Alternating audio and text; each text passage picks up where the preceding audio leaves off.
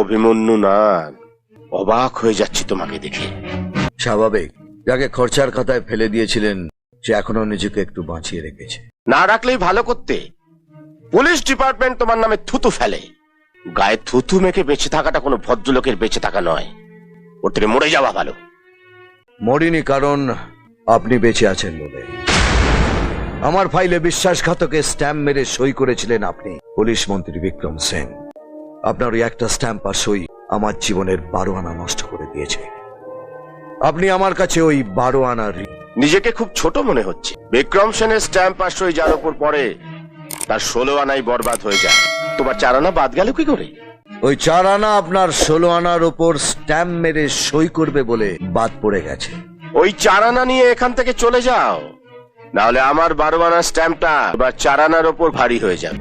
আমি ভাবছিলাম তখন আপনি আমাকে এটা বলবেন আর আমি আপনাকে বলবো, বাট সালা, এটা তোর বাপের জমিদারি নয়।